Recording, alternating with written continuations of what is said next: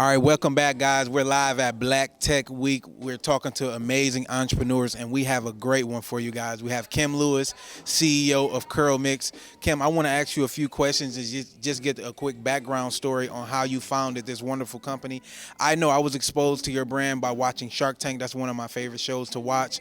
So, for one, what was the inspiration on starting CurlMix, and what were some challenges you faced getting started? CurlMix started as a do-it-yourself box for curly hair, so think Blue Apron but for hair. And we did it for about 2 years and found that our customers loved our flaxseed gel, and literally like the flaxseed you would eat. We boiled them, extract the gel, and put it in your hair to get this hairstyle. And that's when we came up with our 4-step system to help you master your curls in 21 days, or our product is free. So via store credit, of course, but want to put that caveat in there. And so, yeah, so that's what we help women do. Our ideal customers are Black women over 40 who wants to wear her natural hair to her board meeting, to her kid's basketball game, or on a date night.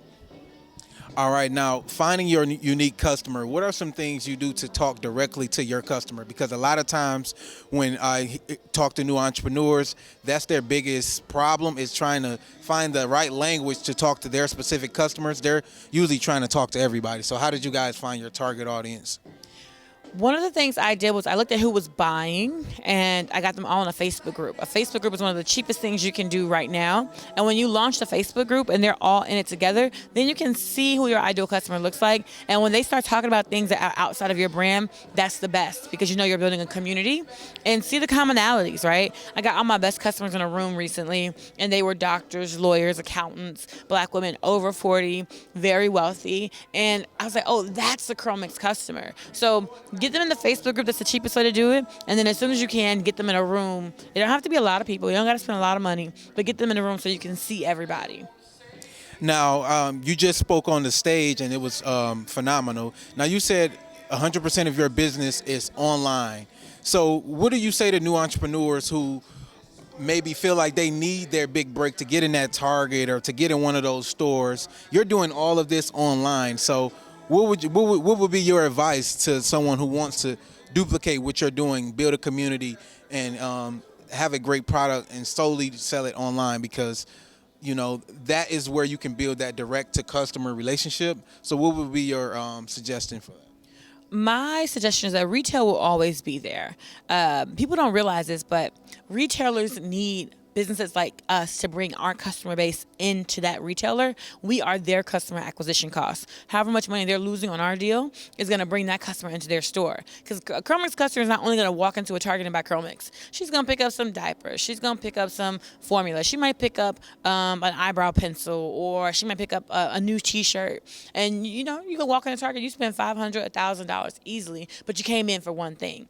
That is what I would encourage entrepreneurs to remember, is that you are bringing them customers, and the more customers you have, the more attractive you will be. So it's not a rush into retail, because you only get one chance to succeed. And if you fail when you get in there, you're going to end up with a lot of fees, retailer fees people don't tell you about, clearance fees. And so make sure you wait until you're ready to get into those doors. Do the hard thing, build the business online, and then once you have your first several million in revenue, then go into that retailer. You're going to have a much better experience and a better relationship with them as well. Now, a lot of entrepreneurs have issues with raising capital, and that's something you have been successful at doing. So would you encourage people to try to raise capital pre-revenue, or to go out there and actually prove their business model? Because we see different headlines of people raising $5 and $10, $15 million off an idea. What would you recommend to individuals looking to raise capital? Raising capital is a game of relationships and network. And for a lot of Black folks like me, when I started, I didn't have that. I didn't have the relationship or the network. So I knew I wasn't going to get funding unless I got to my first million on my own. Then people would say, oh, okay, she did that. Let me think about investing, because I'm less risky at that point. The game is different for us, unfortunately. And so if you're a CPG, you're a consumer product good or a consumer packaged good, then I would recommend trying to figure out, get to your first sales, get to that first revenue, get some team members, and then go for, and so we use our credit cards to fund our business. And I would only recommend that idea approach, where you're raising on an idea, if you're a SaaS company, or software as a service, or a super tech company. But if you're a product, I would try to get to my first sales. All right, last question. Now, we follow you on Instagram. You have amazing content that you guys create.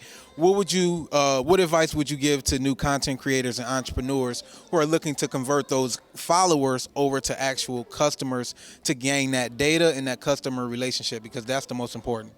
At the end of the day, e-commerce marketing comes down to two things: paid advertisement and email list. So for us, email has always been a core part of our business. I was building that even before we started spending money on Facebook ads. The next thing I would say is digital advertising.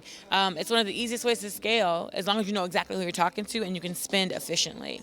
Those are the two things I would recommend learning. But at the very least, an email list is free to build. You can build that. You can literally come here with a piece of paper at this Black Tech Week and write down everybody's email, and there's the first 100 emails you've gotten for your list, right? Of course, get their consent. And there are other ways to build email lists, right? But your followers, you don't own, you don't control. And so building an online Instagram is great, but if you don't have a way to get your message out to them all at once, then it's not going to be helpful. So build that email list, and that SMS list. That's how you're going to be successful. All right, shout out to Lightship Capital for putting on this amazing event at the Black Tech Week. Do you have any, what's your website or what's your Instagram so people can check you out and follow you? If you want to achieve this hairstyle with whatever your hair looks like, because of course you can't necessarily have my hair, but if you like my hairstyle and you want to try a wash and go and master your curls in 21 days, go to curlmix.com. And then if you're interested in following me personally, go to Kim Lewis CEO on Instagram. Thank you. There you go, guys. Thank you. Bye, guys. I really appreciate it.